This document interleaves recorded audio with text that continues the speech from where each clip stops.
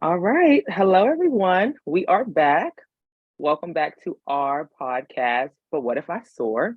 I am your host, or one of your hosts, Dominique Flint, licensed professional counselor and certified clinical trauma professional, and owner of Free to Be Counseling Services.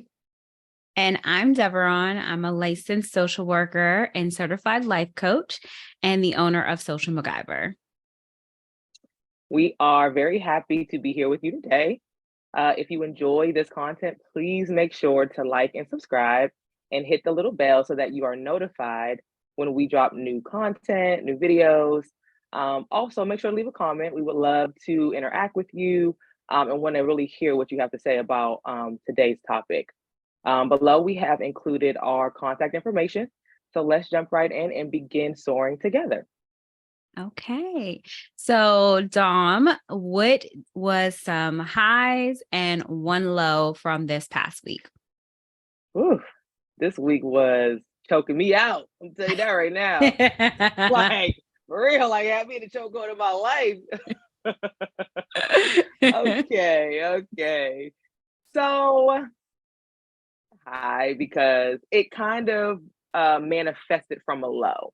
Mhm. So, so these last few weeks have been a bit overwhelming for me emotionally. Mhm. My emotion regulation is, sometimes short, very compromised. Mhm. I'll say the high though is that it started allowing me to think a little bit more about what am I doing to like really preserve and tap into my emotional regulation. So for those of you who don't know, like emotion regulation is really a way for us to become more uh,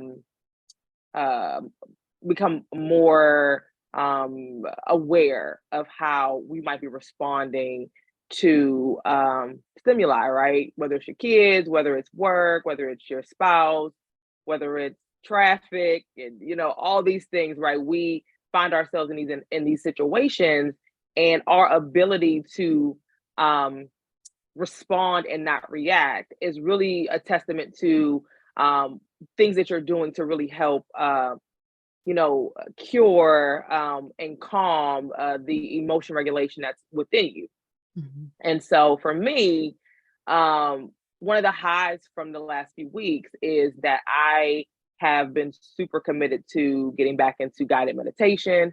I tried it a few months ago, and I really did find a lot of meaning in it. I definitely did find it to be helpful. But it's all about consistency and routine. And for me, when I get out of that routine, it's really easy for me to just kind of fall off. Mhm. And so I definitely did fall off from it.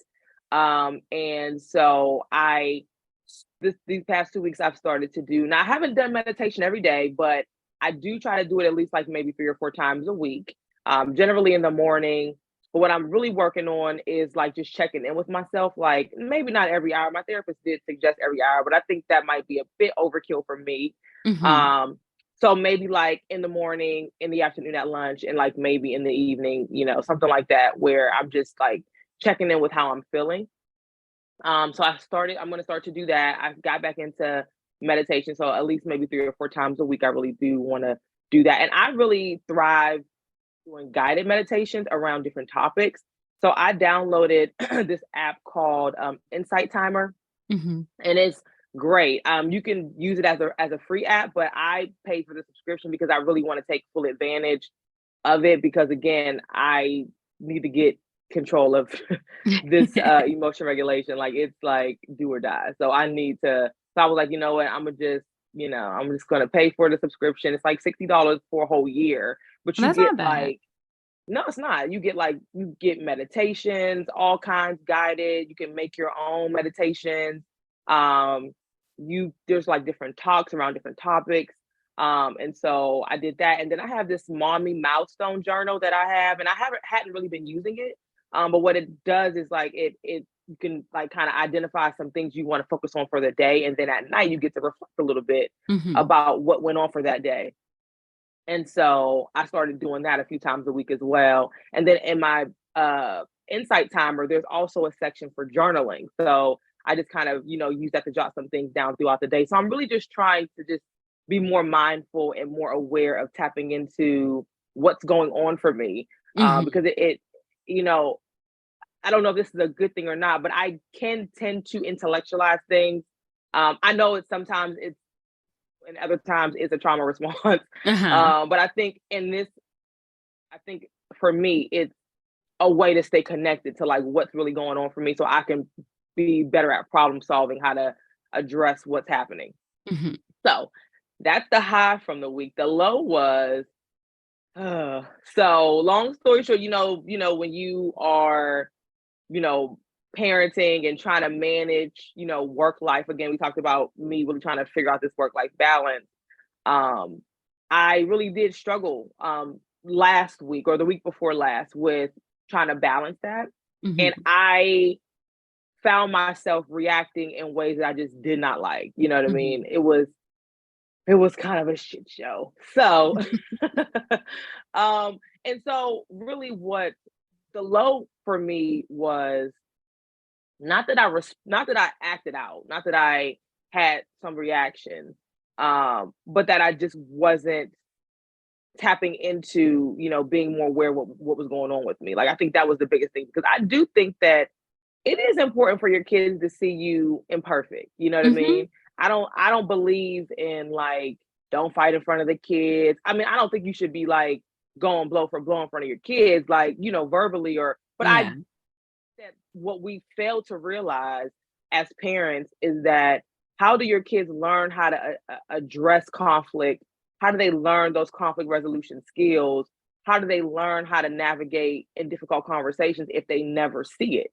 Exactly. Like they have to witness it. And so you as the parent, you get to decide how much or how little you allow them to see, but they have to see something to get Exactly. some kind of guidance around how they're going to navigate through those situations. I think it's a disservice to me. And I understand a lot of parents, may feel like, those things are not, their business. Mhm. Um, However, on the flip side of that, like how do they grow up and have all these skills that we think that adults should have? So Exactly. story short, yeah. So long story short, I just was not happy with the way I was allowing my emotions to get the best of me and just because when you're experiencing an emotional reaction, your body feels that before your mind can even tell you what's going on. And Yeah, you do. yeah. So I just had not been really mindful of that. So that was the low, but again, the high was like, okay, what you gonna do about this is because this is not like this isn't working. So yeah, so those were the two things for me over the past few weeks. What about you, Deb? What showed up for So you these last few I weeks? would say this week has been very busy for me, trying to Hmm. find a balance of working full time, the different things that take place within my job, which I love. Hmm. And then also trying to balance the kids being home from, school for the summer and Yeah. them constantly feeling like they need attention, but not in kind of communicating it in a proper manner, doing things to get attention, whether it be positive or negative. And then these kids, I don't know what it is, but they are trying to eat me out of house and home. And I am tired of going grocery shopping like every few days. I feel like they eat because they're bored. They don't even really be hungry. They just like it's been a challenge. Okay. I'm ready for school to start.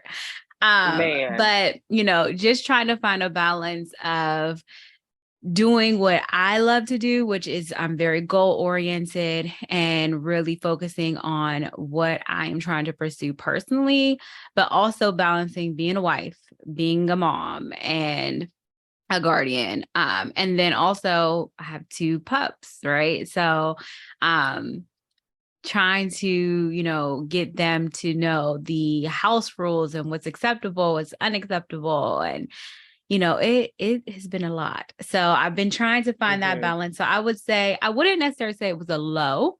I would just say that it was a challenge more so this week than any other week. But one of the things I like to do is like reflect back. And like you said, like if you know that you maybe didn't react in a way that you want to, one of the things that I try to practice with the kids is coming back and like maybe I was snappy in the moment, right? Like maybe I am, because they love to do this. Like when I'm working, because I work from home, when I'm working and no one's calling me, I'm just working on a project, something, nobody wants to talk to me. But when I have like multiple projects due, I'm working on phone calls and things like that's when they literally want to come in here and ask me like a question they could ask my husband. Like, can I eat? Right. Why are you asking me, can you eat? Like, so sometimes I might be snappy. Like I might just be kind of like overwhelmed and then I snap. And, I'll be like, why are you asking me? Like, go ask Mercy. And that's not the way that I want to be. And so I will come back to them and I'll apologize for my reaction. I will also explain what was going on when I was snappy. And then we'll talk about how we could both, handle it better moving forward. And I like doing that because it allows them to know that I am human, but it also allows them to know that there are people that you're going to come across that are going to be going through different things. And we never know what someone is fully going through. And we need to have some awareness about that. So that is something that I have definitely been practicing this week and I will continue to practice. And like I said, I'm ready for these kids to go back to school. Love them to death. But I'm like, you guys are bored. And I'm just ready for you to have like a more structured type of, day. But, and then Absolutely. Yeah. I decided to go and get another certification in life coaching. I'm currently in a course that is certified by ICF, which is like one of the biggest organizations that kind of oversee coaching, kind of give it some structure and more guidelines. And I really like that because I am a licensed social worker. So I like having, ethics set and standards of practice. I feel like that's really important. I don't like for things to be like the Wild West. And so this is a little bit different because I already did a certification, or I did 2 certifications in life coaching before, but the ICF model is very structured differently and they have higher, I want to say, expectations of what coaching looks like for them. And so it's a new type of model that I'm learning, but I'm really excited about it because I like learning different frameworks and I like having, like I said, a structure and a guideline and Hmm. then something that I can, a good framework that I can reflect on to make sure I'm adhering. And then it also have continuing education, which I'm really into. Nice. Obviously, I have to do that for my licensure and then my other certifications. But I really like continuing education because, things change, policies and procedures change, the way we view things change. And so just constantly being in the loop and being aware of those changes is definitely something important to me because I want to continue to grow professionally. And the continued education also helps me grow, personally as well. So that is one of my highs. Yeah. Well, kudos to you for just being interested in, continuing that education because I mean, it is a part of our licensure. She's a licensed social worker. I'm a licensed professional counselor. So we do, have, our states, require a certain amount of continued education. But sometimes, depending on the circumstances, you might just do some trainings that may not necessarily be geared towards things you really want to pursue as a professional, Exactly. but it just kind of meets the expectation. And Hmm. so just being committed to like, no, I don't want to just do a training just to get the hours. I really want, something. And then to go under the life coaching, kind Yeah, of ICF. umbrella. Yeah, like that's good because again, life coaching is a little bit different from the licensed state licensures because there really isn't uh from what I understand there isn't really like an umbrella. There's so many different types of life coaching or coaching programs Yeah, throughout, yeah, you that's know. definitely true. There's a lot of different frameworks.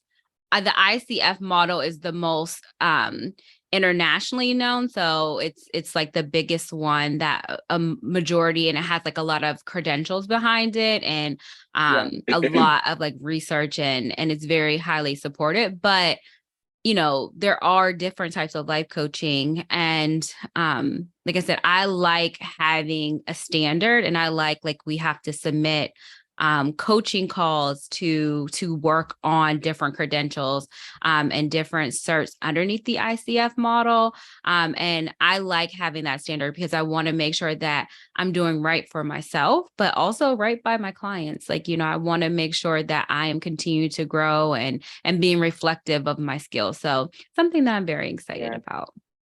Yeah. Yeah. And the other thing I want to say too is I being willing to go back to the kids and say, here's why I was snappy. I apologize for being snappy. Here's what's going on.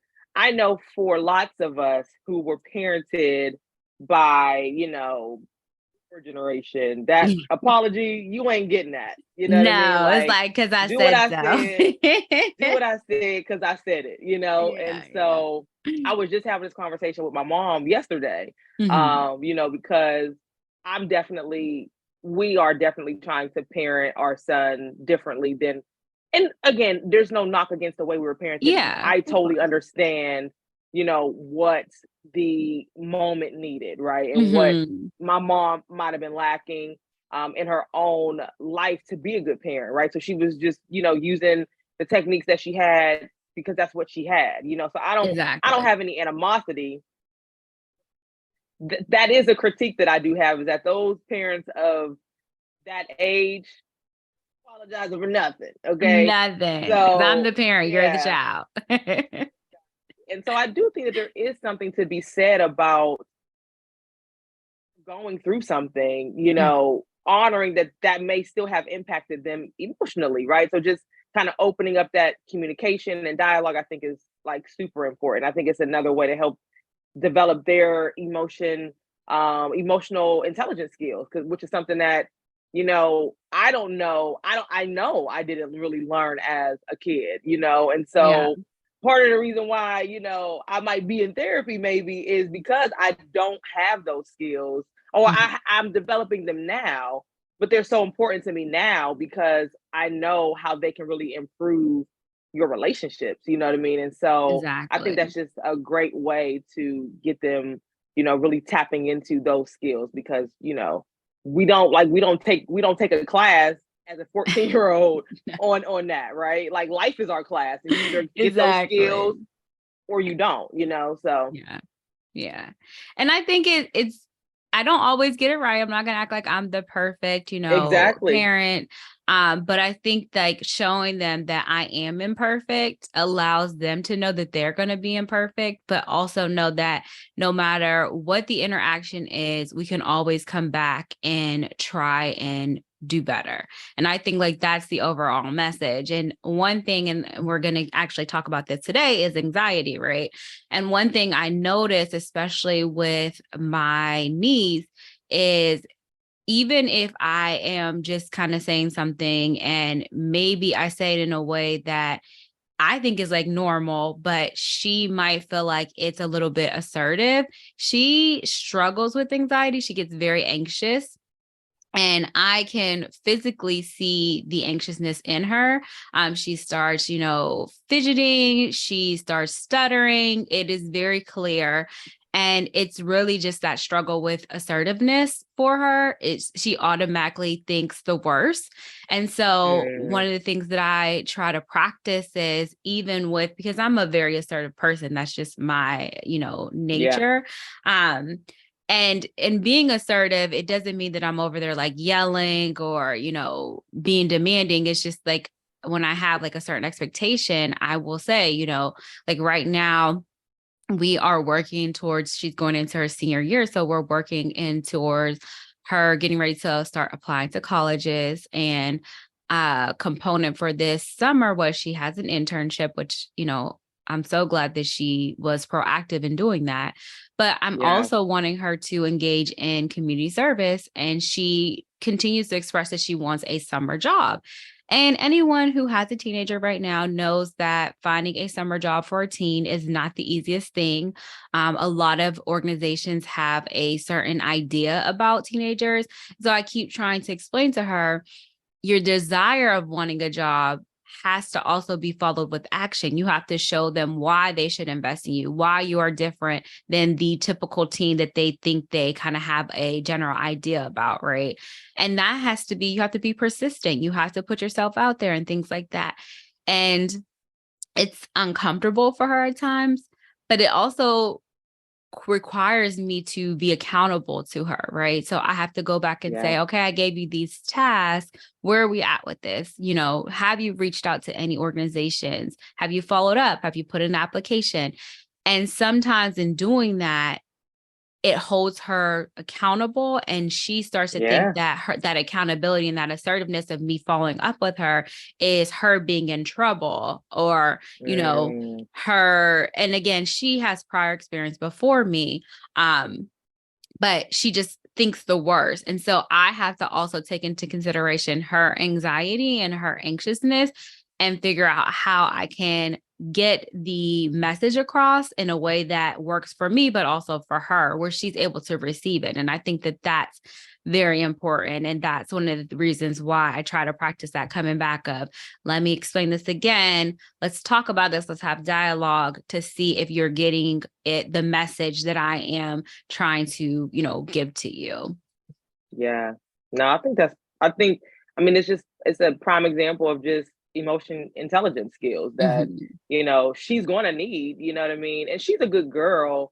Um, I think, but you're right though. It's like she has these challenges with anxiety. What am I doing to like get the message to her in a way that she can receive it, and that she also understands that part of her job is to be accountable to what we're trying to work towards. If she really does want this job, what is she doing to do that? And I'm not going to always say it in a way that makes you feel good, but it's coming from this goal, right? The goal that we've set Exactly. that I'm trying to hold you to. So, no, I think that's really good. I really do. Yeah.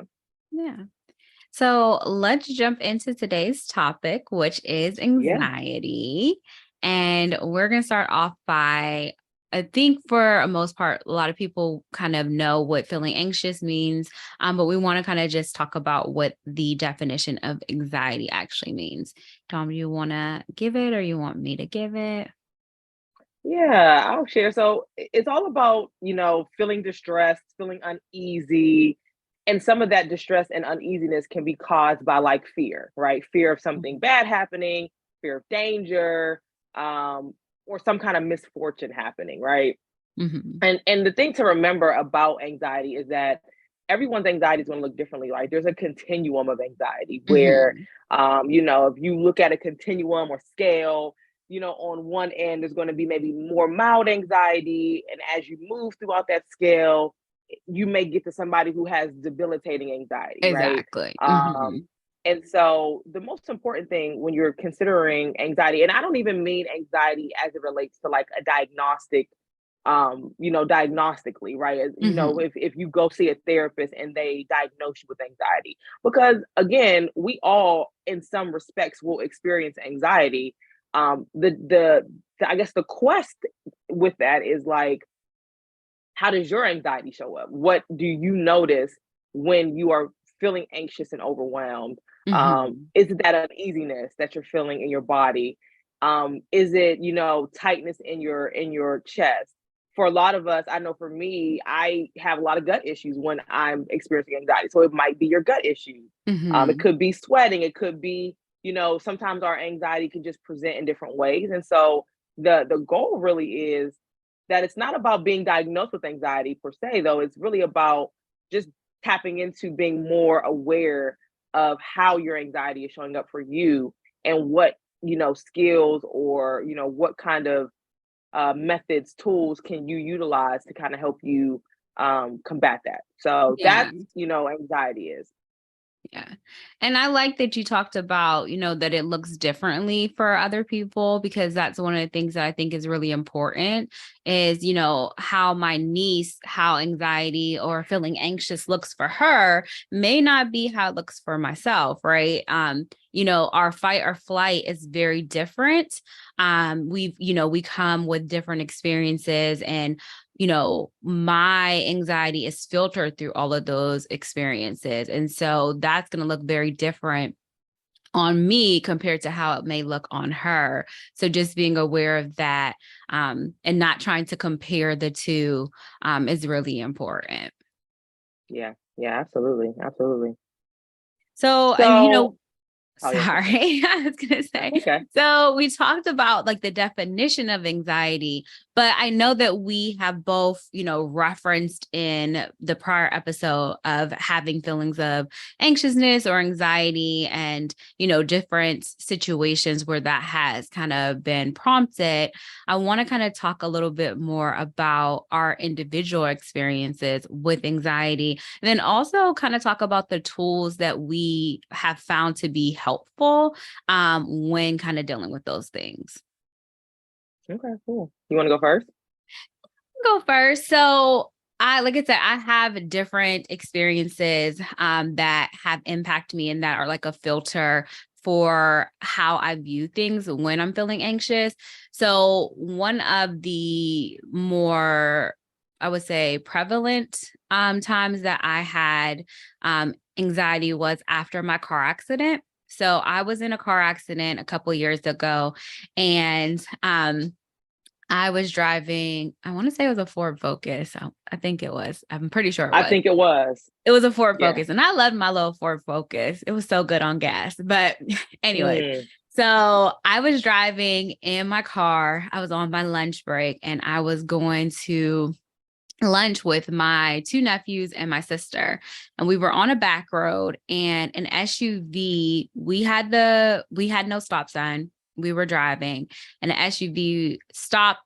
I saw them stop, but then they started pulling up. So I started trying to slow down, and they stopped again. So I thought it was good. And I continued to go down the road, and they hit me full on my driver's side. So they hit.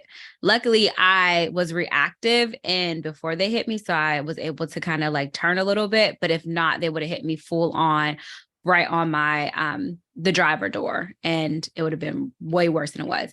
But it was not good. They hit us. It ended up with the car flipping, and it was like slow motion. Like when people say, when you have these situations, your life kind of flashes before your eyes. It was like I felt the car flipping and I was like, obviously it felt so slow, but it was like really, really fast. But it was just like, the everything in the car like flew. There was like we had just gotten our mm, food, so there was food everywhere. Well, we got leftovers for my husband, so there was food all over the place.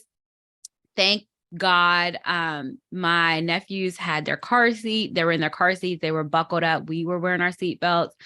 The way that the car hit us, our airbags did not deploy. And it actually was a blessing because everyone who saw the car was like, I can't believe that you guys walked away from that.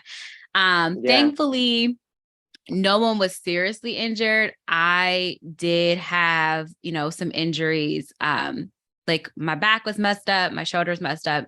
Even now, I can't kind of hold like more than 25 pounds on my left side, or I'll start to have like muscle spasms. But it was like it wasn't as bad as it could have been. So I'm thankful for that. But after that, I had serious anxiety to the point where I could not even move. So I did not want to drive. If it took me a while to get behind the steering wheel again. And then when I did drive, anytime I would come to like an intersection, my heart would drop. My palms would get sweaty. I felt like there was like someone sitting on top of my chest. It Mm, was very uncomfortable. I constantly was on alert, like trying to predict everything, looking around and I would say I'm a good driver. mm-hmm. That was my We're gonna first ask car Mercy about accident. that. I don't think my husband would say that, but I'm a pretty good driver. But I was just like constantly trying to predict driving is kind of like predicting what others will do, but it was to the point where Yeah. I wasn't focusing on other things. And then I would become like a tunnel vision of trying to predict what other people were doing. that it really wasn't safe for me to be driving at that time. Like it was just not good. And I ended up having to go to therapy for it because I had a job that required me to drive. I was driving to go and see clients and their families in their homes. So I was required to drive. And that was a struggle. That was a big struggle. And I worked, for a long time unpacking that and trying to be okay with feeling anxious, but being okay with decreasing the anxiety to the point where I could function within it. And a tool that actually worked really well was that because I had to drive on like the highway and things like that for my job. And so one of the things that I came up with the help of my therapist was to listen to Spanish music. So Hmm. I would listen to Spanish music and it would put me in a head frame where I still was anxious. Like I still had the anxiety there, but it was decreased enough where I was focusing on the actual music that I could like look at the rest of my surrounding. I was no longer like in a tunnel vision of being this fight or flight and just so scared and I couldn't focus on anything else, to now I was able to like look at the full picture and function within that anxiety. And to this day, when I get on the highway, I still have, really bad anxiety, like driving into Philly or, any high traffic area makes me anxious. I will turn on some Spanish music in the moment and it just Yeah. calms me. Like it calms me, it centers me, it brings me back to like, okay, you can work within this anxiety. It's okay. You're okay, you're safe. Like it grounds me, which I Hmm. know people are probably like Spanish music, but yes, like Spanish music Yeah. Hmm. grounds me. I was listening to Osuna, like I was like, Hmm. whatever Spanish music. I had a whole playlist, my Spanish calming music, and it was Yeah. not like calm in the tone, but it really like kind of soothed me. And one of the things I was able to identify with my therapist was the Spanish music reminded me of my grandmother. So Mm. that brought good memories to me and it was able to kind of calm me down and be centered and grounded and be able to, move within that anxiety. Wow. First of all, yeah, I mean, accident sounds horrible. So I can definitely understand why you might, experience anxiety moving forward. You know what I mean? Because the thing about our traumatic experiences is that life doesn't stop. Like life still has to keep Exactly. going. Exactly. And sometimes we can be frozen in those experiences, but life does keep going. So like the fact that you were kind of able to figure out, okay, I need to kind of work through this, is important because life just it unfortunately it just doesn't stop. So yeah, like the anxiety is just it can be overwhelming. So I mean it definitely just speaks to the type of anxiety that, and I think most people can relate, like driving. I've never been into an accident, like a severe accident before. um it's honestly one of my biggest fears, though. It is a Yeah. huge fear of mine. Um, but yeah, so I definitely can understand that, you know, creating some anxiety for you for sure. Yeah. What about you? How does your anxiety kind Hmm. of come up? What are some tools that you have been able to utilize? And maybe even some tools that you tried out and you found that they were maybe helpful, but just not for you in that certain situation? Yeah. So my anxiety kind of manifests as like overthinking, overanalyzing, catastrophizing, kind of reactive. So I would say if I had to identify like where, because if I go back and think about anxiety, I've always been a pretty anxious, like from the time I was a little kid. And I think at the time I didn't know that what I was experiencing was anxiety. But Hmm. as I learned more about anxiety, going to grad school, then being a therapist, and just, I'm like, oh, that's what I was going through that whole time. Like, and so I think what it does for people and what it did for me was like when you can put a name to your experiences, it does definitely make you feel like, okay, so I'm not crazy. Like I'm not this, Yeah, you know what I mean? yeah. Because otherwise you feel like, why is this happening? Like, Yeah, you're able though to I define it. absolutely, yeah. And so I would say growing up, I definitely experienced, traumas, right? And so Mhm. those traumas definitely manifested as anxiety. So that would be, again, like I said, overthinking, overanalyzing, catastrophizing, and just not feeling safe. I didn't Mhm. get the concept of what was happening to me was just me feeling unsafe, right?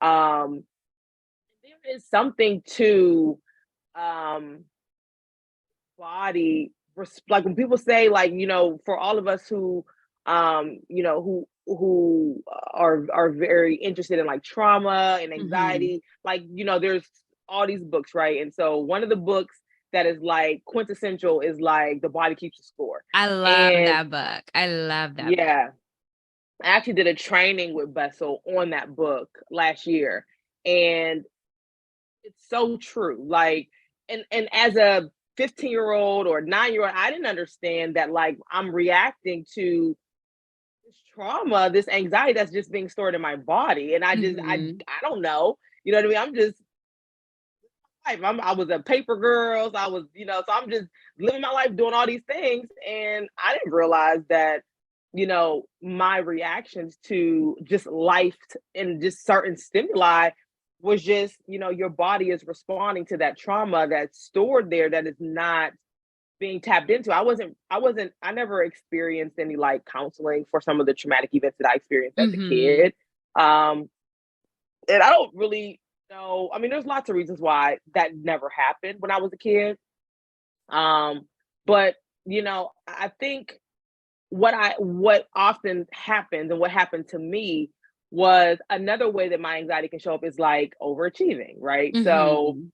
I experienced certain things as a kid, but if you looked at my life, you and this is not truly understanding that people's traumatic events show up in different ways, right? That Yeah. like sometimes people go through traumatic events and you can see it, you can tell, right? Mhm. Because they've never been able to quote unquote recover from those Exactly. traumatic events, right? And so for me, I didn't know that I was doing this, but like a huge part of that anxiety or those traumatic events was perfectionism, right? Uh-huh. Being this perfect kid that never got in trouble. I have a twin brother, so it was this like good twin, bad twin. I was always seen as the good twin, and Mhm. you don't realize that growing up, there are the rewards that you get from being a good kid, but I can promise you that a lot of that was showing up as perfectionism and Yes. just not Yeah. want to upset people, and then it shows up as pleasing and like not want to rock the boat because again that anxiety, and my experiences with relational trauma is really what I experience, right? So like so much about relationships and how that anxiety shows up and how it manifests into, sometimes that overthinking and that analyzing is around like, are they mad at me? Did I do something Mhm. wrong? Like, again, it's a lot better than it was because I understand why it's showing up and how to really address it. But yeah, like a lot of the anxiety that I experienced, I had no idea that that's what I was feeling. And again, it shows up for me as like overthinking, analyzing, people pleasing, and just Mhm. this need at one point, this need to be perfect. Like so, and no one ever said I needed to do that, but I think what happens is you get so much positive reinforcement from being this kid that is always seen as being good and you get good grades and I was an overachiever, you know what I mean? I got good Mhm. grades, I was in National Honor Society, I was a cheerleader, I did all these things and I always got good feedback. And so Mhm. I don't think the feedback I don't think that people knew that like me giving her this feedback is going to like eventually manifest into her thinking that like without these accomplishments she's unworthy, right? I don't think that Yeah. they knew that that's what was going to happen.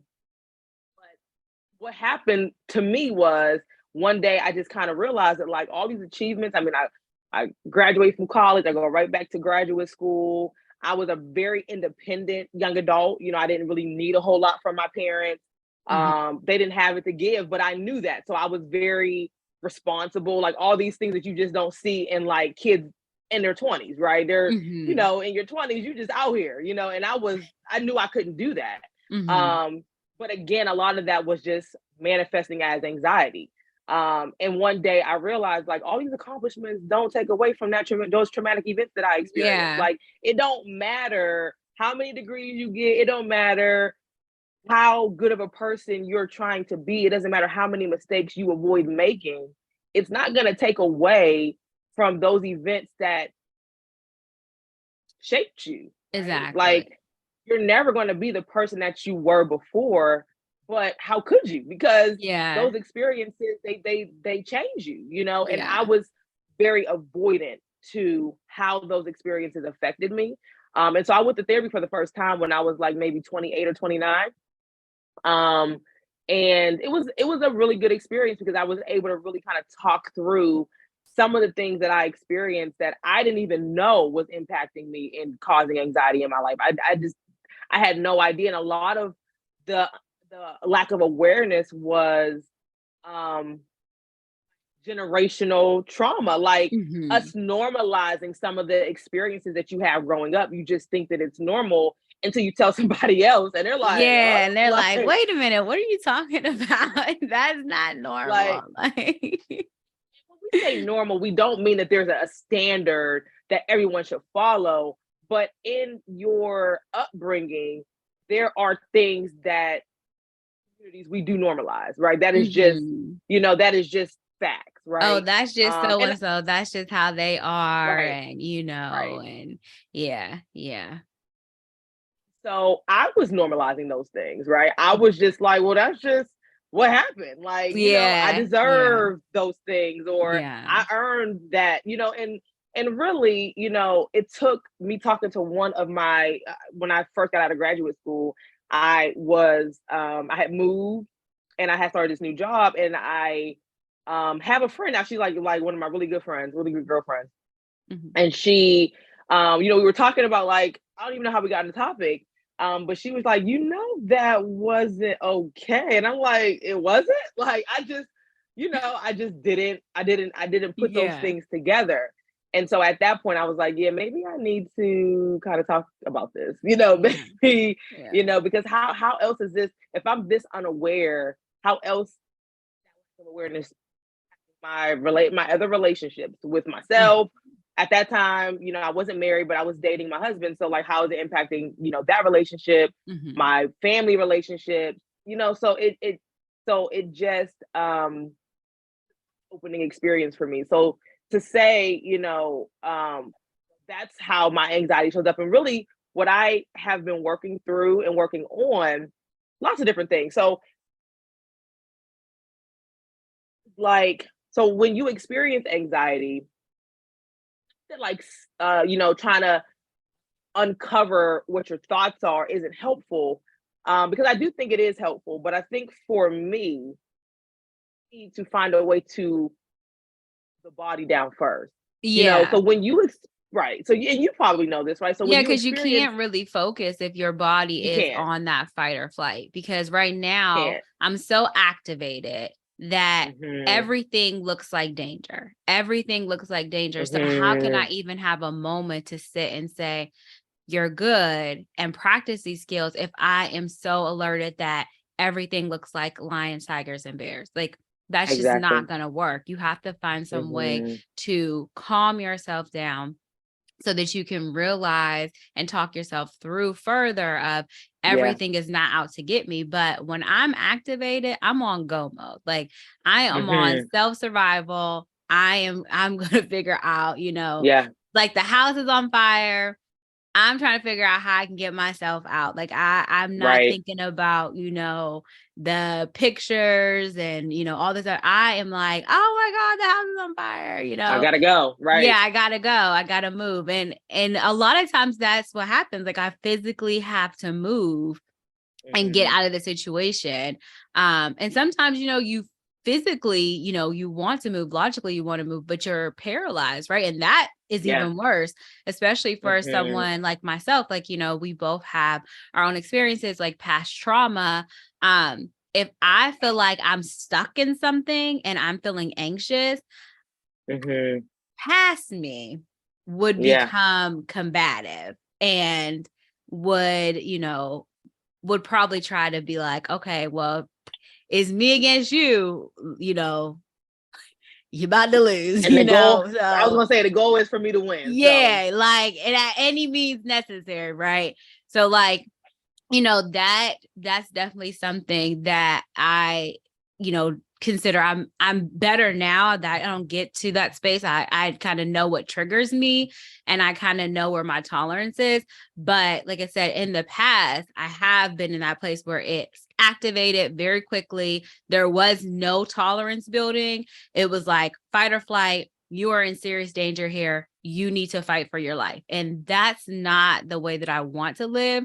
That's not the way that I could function correctly. Because right. oftentimes when I was in that activated mode at that highest, point, I wasn't making great decisions on how I reacted. I was literally thinking about my survival. And, hindsight is 22. I wasn't like in a life or death situation, but my Right. body and my mind felt like I was. So I was reacting Absolutely. in the best way that I could at that moment, but it wasn't appropriate. It was not Yeah. appropriate. I do I mean, not right. think. And I think, that's the point, right? Is that what I've had to learn is that just because something feels uncomfortable doesn't mean I'm unsafe, right? It doesn't Mhm. mean that something bad's about to happen, because that's where that catastrophizing comes in, where it's like, Mhm. oh, the worst thing that could happen is, and it's like, how did you go from that to that? Yeah. Like, how did it go there, right? Because Yeah. again, like I was saying in our last episode, we are wired, our brains are wired for fight or flight. We're wired Mhm. for trying to self-protect, self-preservation. And so you couple that with somebody who already has experienced trauma and traumatic events and has really no clue, and then you're that, but then I'm in an environment with other people who are also not addressing their trauma, right? So we're just Exactly. so our trauma is just bouncing off of each other, right? Um, Mhm. and Feeding each so other. yeah, right. And so you make such a good point when you say that, like, you're in those moments, everything feels like a lion, a tiger, or a bear. You have Mhm. no recollection. And so, if we talk about the brain and the brain development, your brain, when you go through traumatic events, your brain is the chemistry in your brain is affected, right? It is changed. It Mhm. doesn't mean it can't, our brains are able to change, right? We can create new neurons, to address some of that, but Mhm. again, with practice and with some kind of awareness, that's the only way that it can happen, right? And so, Exactly. Exactly. um, so for me, doesn't work is me trying to get all up in my head. Like what I have Mhm. started to, because I have learned that I can intellectualize things, and so when something is impacting me and my anxiety is activated, I'm like, what? This sounds so weird. What can I read? What can I do to like learn more about this thing, right? And it's like I've Mhm. had to learn that like you need to just sit in your shit. Like you need to just sit in them Yeah, emotions right, right. and stop And, trying to that's fix a way it of by reading a escaping book. too, right? Like Yeah. you are uncomfortable. So you're like, okay, what can I focus my attention on that is different from what I'm currently in? Because this is so uncomfortable and I don't like it here. So let me try to figure it out a Yep. different way. Right. And it takes Mhm. you in a way out of the hot seat. So you're not Mhm. really addressing what that uncomfortable feeling is, why you're even there, anything like that. You're like, someone else has to have some answers, let me Right. put the spotlight on them. If they say Right. this is what, and then, you could just, it doesn't cause you to be reflective at all, right? So you're not Mhm. really doing the inner work. You're just putting Nope. your attention on something else. You're replacing it. Um, Mhm. so it's funny that you said that because, I definitely have been there. I haven't like Mhm. looked at something, but I have like tried to focus my attention on something else. So I'm like, Mhm. this is uncomfortable Right. for me. So Yes. yeah. And sitting in your emotions and sitting in the unknown, because for me, the unknown, choosing it, right? Mhm.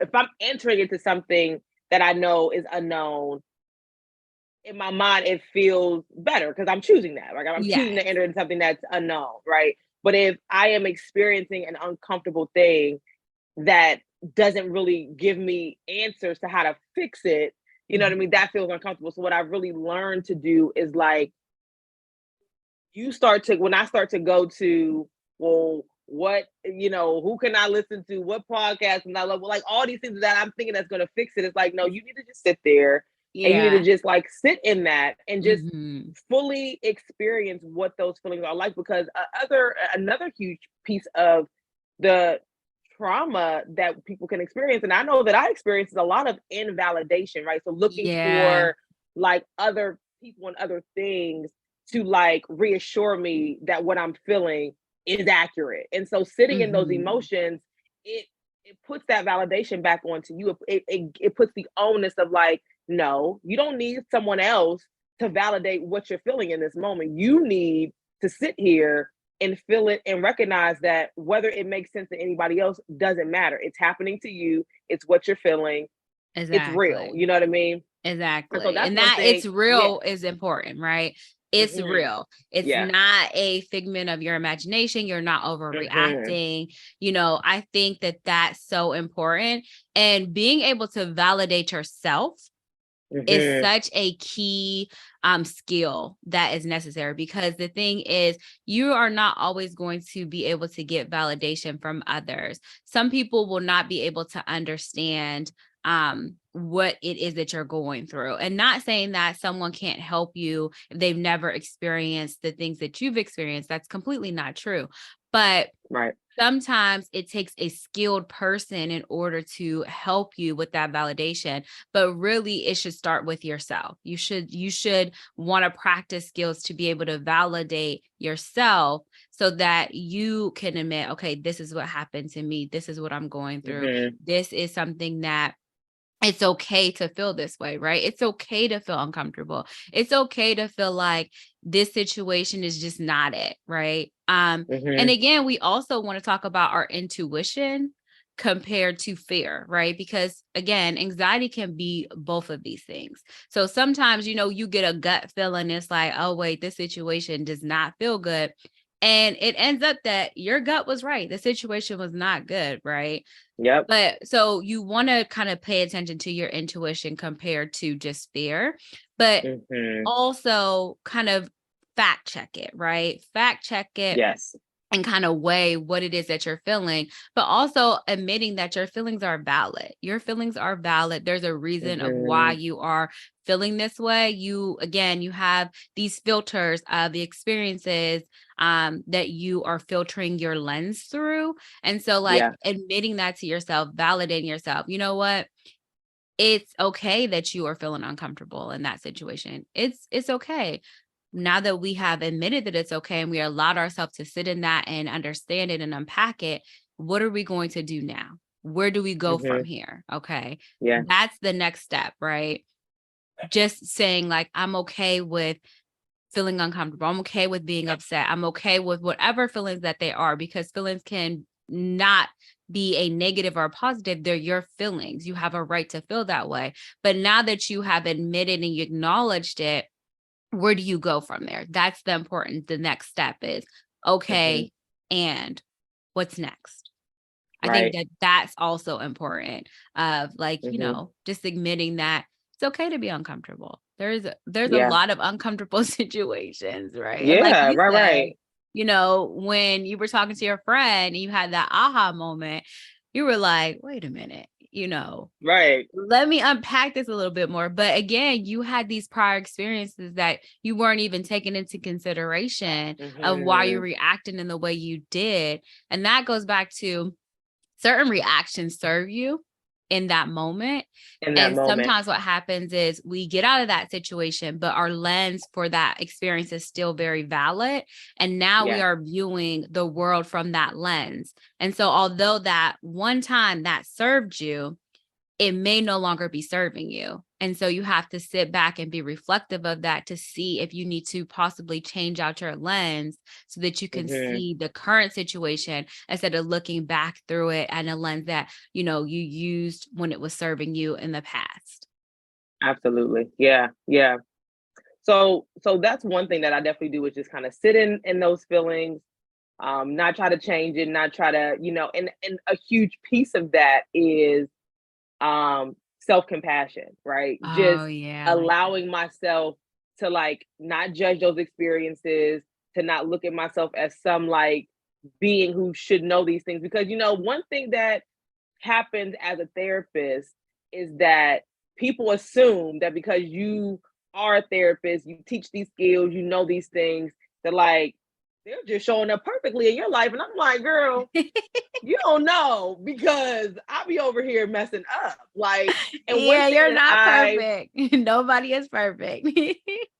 and one thing that I had to remind myself was I was listening to a podcast by marriage and family therapists who are trained by Gottman Institute. Mhm. And this guy, it's called Marriage Therapy Radio. It's a really good podcast. And the Zach, the one of the therapists, obviously he's a marriage and family therapist. He's married, he has kids, but he's like, I messing up sometimes. And so what he said was, um, professional expertise is not the same as personal mastery. And when I Oh, heard I love that, that. I was like, I have to, that's like a mantra for me when I get so frustrated by like, if I fall short or if because you can often feel like an imposter, right? Like you're teaching Yes. these skills and you're, teaching your clients to do these things, but like you can't do it. So like Yeah, what's going on yeah. here, right? I can't do it. It's that I'm still a human, fully functioning person who just I'm coming to these life experiences with my own set of areas of improvement, right? Like places Mhm. that I still need to grow, places I'm fully aware of, but I'm coming with all of these things that have changed the person that I was. Mhm. And so passion is a huge piece for me because I am offering myself kindness, right? Like caring for myself in a way that I would care for a friend, my Mhm. husband, my son, my family. Like if somebody came to me with these same challenges, I would not call them names. I would not be mean. I would offer support, help. What can I do to assist you? Or can I just listen? Like anything that I would, there's so many things I would do, but none of those things are like judgment and like, name calling and shaming, right? Exactly. So that's another thing that I definitely try to implore is like, using self compassion as a skill. And then I go to the gym often, like I work out like 3, 4 days a week. And so that's definitely helpful. It definitely helps to focus my energy. I try to go in the morning. It like helps with the rest of the day. So that's definitely something. But just getting physical, right? Again, trauma and anxiety can be stored in our body if we're not paying Mhm. attention and are not aware. So those things can definitely help to relieve some of that and move some of those that angst from your body. Um and then I would say, again, I cannot do any like CBT when I'm like in my when all this stuff is going on. There's like Yeah. CBT is just, and for a long time, never made sense to me. And I heard a trauma therapist say like, people who have experienced trauma don't they are good at telling you everything about their traumatic experiences there and what's happening to them. They Mhm. don't need to, do CBT. What they need is some kind of somatic movement, some kind of like or some kind of skill that's going to address their physiology. Like Yeah. that's what they're struggling with. So like doing like meditation, doing some kind of grounding technique, Mhm. getting up and walking around, some kind of movement or some kind of technique that's going to focus less on the thinking aspect of what they're going through, and it's going to focus more on like their physiology, trying to change what's happening within their body. And so Mhm. things that I want to try are like yoga, because I know yoga is pretty good for stuff like that. There's so many things that I do want to try, but those are some of the things that have definitely helped. Mantras, just trying to like focus on a saying or phrase that can kind of help calm me down. Throughout the day, if I find myself, I'm a very reactive person, and it can happen.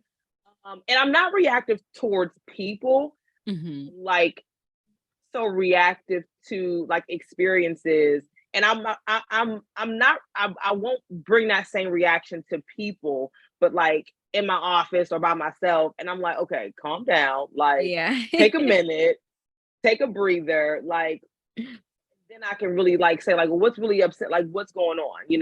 But I Mhm. can't do that without first like kind of.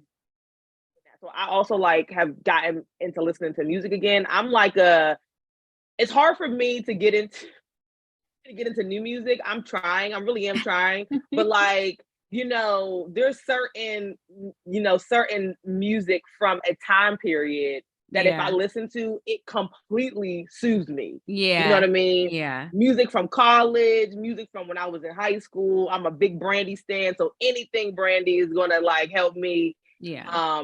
So I'm really like trying to tap into like when I'm overwhelmed, like throw on some music, you know what I mean? Play Yeah. some music, and that'll definitely help. So those are some of the things that I would say I definitely do. And those things are really helpful. I like that though. Like you have a toolbox, right? And you know that every tool is not going to work for that scenario, that Yeah. situation, but you have different tools that you can implement. And if one doesn't work, you can go back to the toolbox and pull out another one. And I love the music idea. I am someone, like I said, Spanish music when I'm driving. If I'm feeling anxious when and overwhelmed at work, I will listen to 80s music is my jam. Mhm.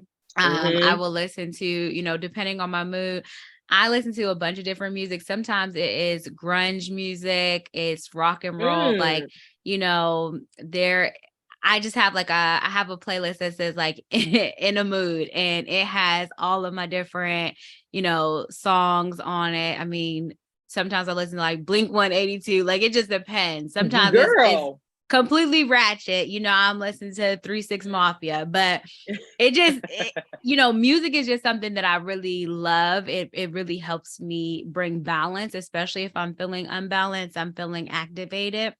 I've learned that just a song will bring me back. It will center me. It will ground me. So I really do like that. Sometimes I also just sit with myself. Like sometimes I know if I'm feeling very activated, I will just sit in a dark room. Like I will just sit in a dark room and just sit with my thoughts and really try to unpack just for a couple of minutes.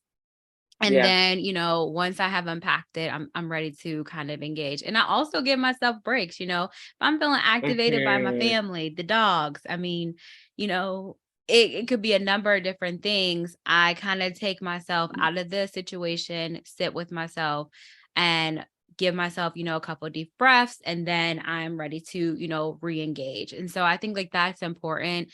And one of the things I want people to try to take away from this episode is building up that toolbox, knowing that you may have to have different tools within that toolbox because everything is not going to apply for that situation, but just practicing and seeing what works for you and knowing that if one thing doesn't work, try something else. I definitely have worked with clients who say, oh, I tried this, I tried that. Okay, so you didn't try everything. Let's go back to the drawing board and let's figure out what you haven't tried and let's practice it. But also, the other important thing to bring context to that, is practicing these things when you're not activated so that you Yes. can re-engage and you can actually use them when you are activated. Because again, like Dom said earlier, it's kind of hard sometimes to function when you are so activated. And like I said, I've done a lot of work personally that I try to not let myself get to that highest level of activation, because I know that I just can't, I'm not logically thinking, I'm making poor Mhm. decisions,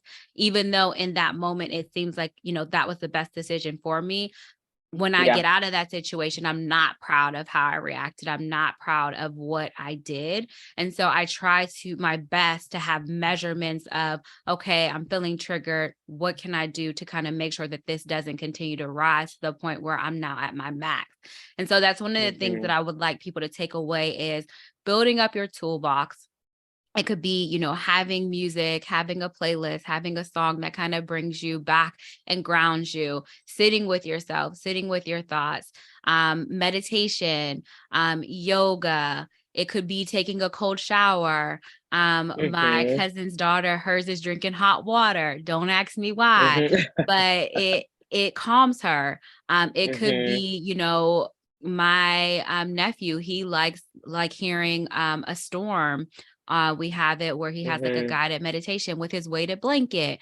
Um, my niece, she has a like a little teddy bear that my aunt got her that she can warm in the microwave and sit with it, and she could put like Nice. essential oils in it, so it also has the scent smell but then also the touch sense. And so all these different things can be utilized. Stress balls.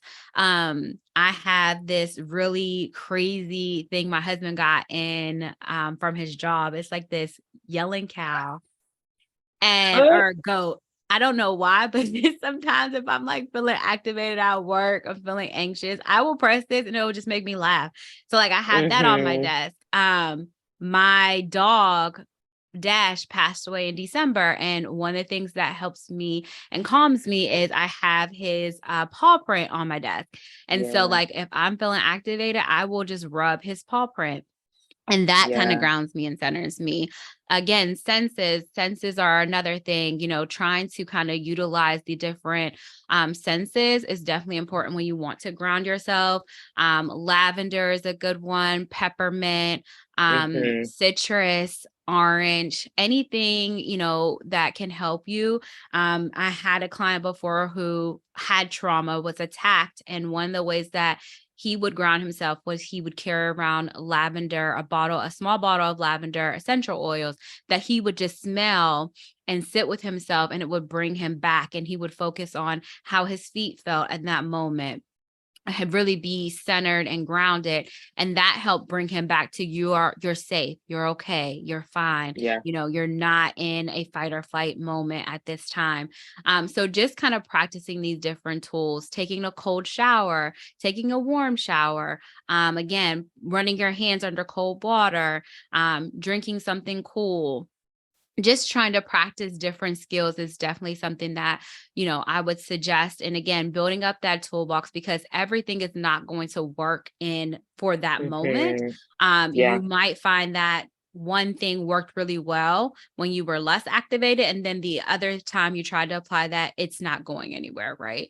So you just want to have a couple different tools in your toolbox that you're reflective of, that you have practiced when you weren't activated, so you can then go back and just say like, okay, I know how to do this, but really just kind of giving yourself space to feel that validation.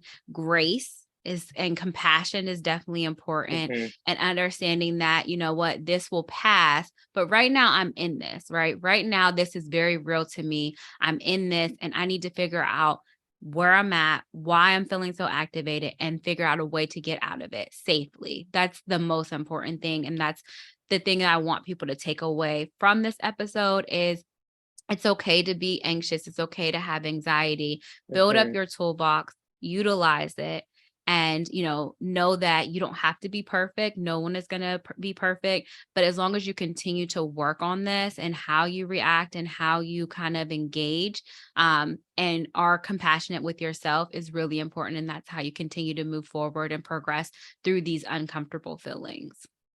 Yeah.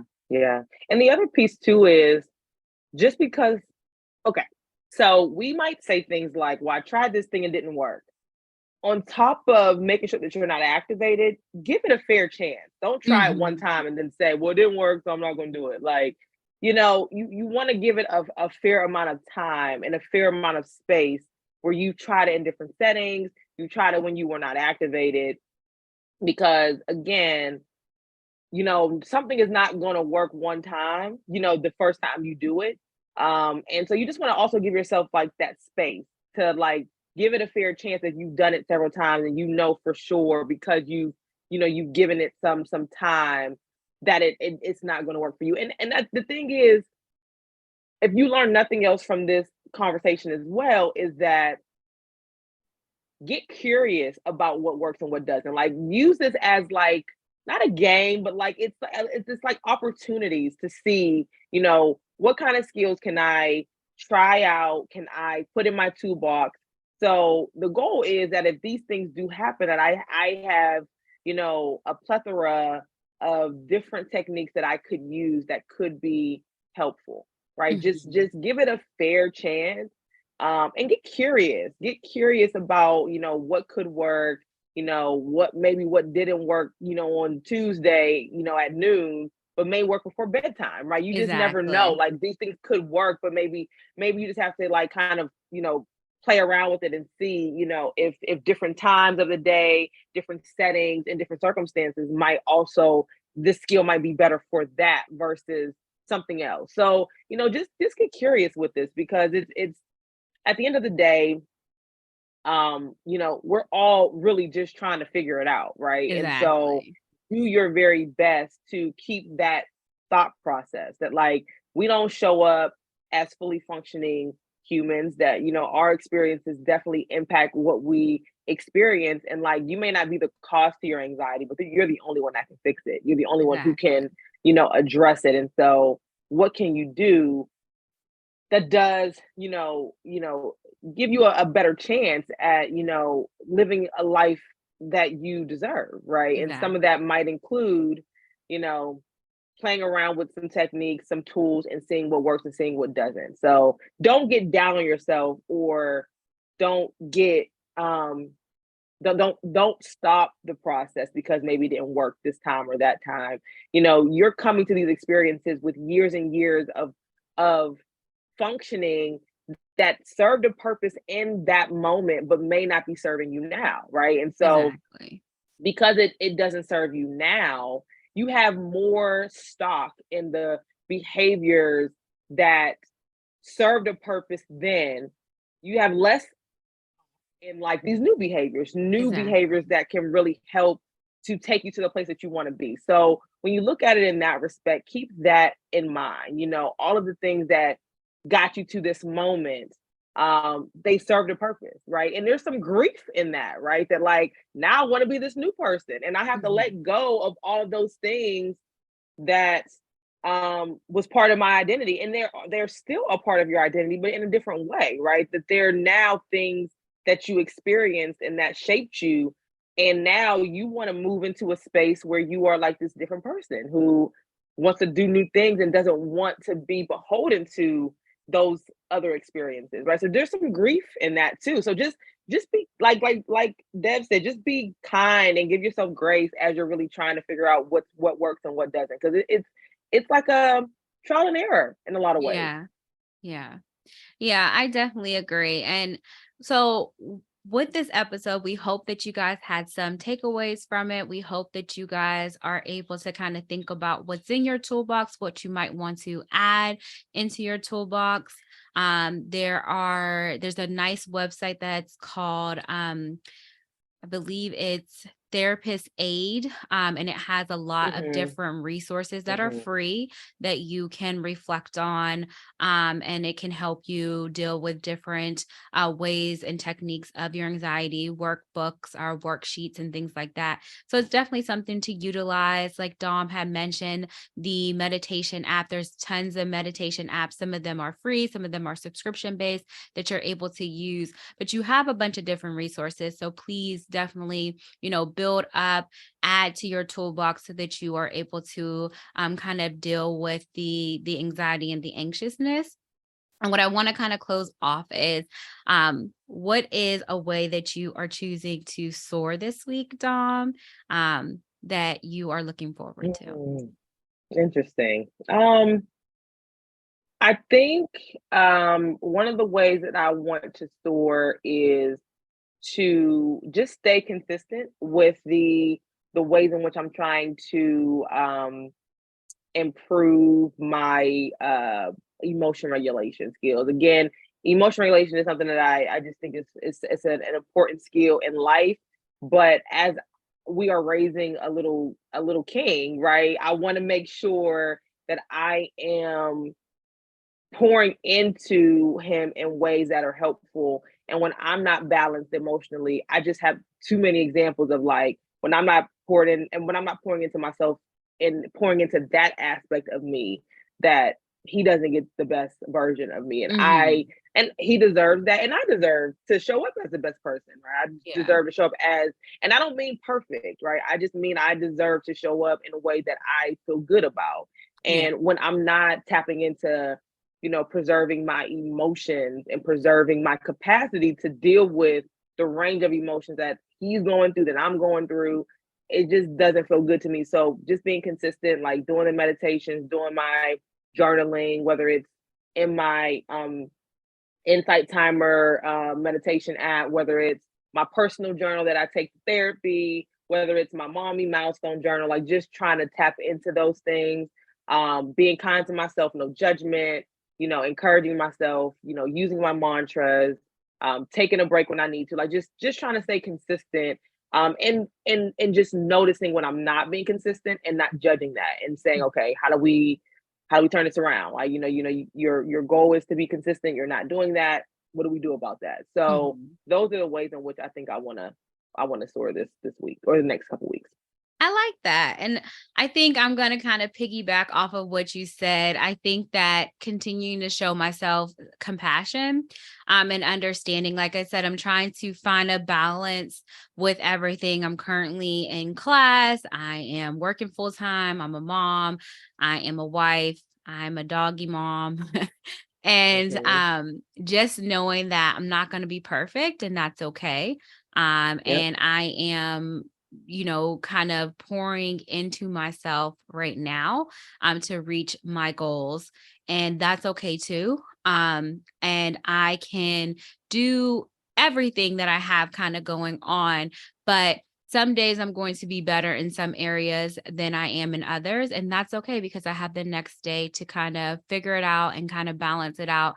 And just giving myself grace and compassion, I think, is Mhm. definitely important. And the other way I want to soar is I want to continue to put myself out there, do more social media posts to kind Same. of continue to share my content, even though I'm an introvert and it does not feel natural to me.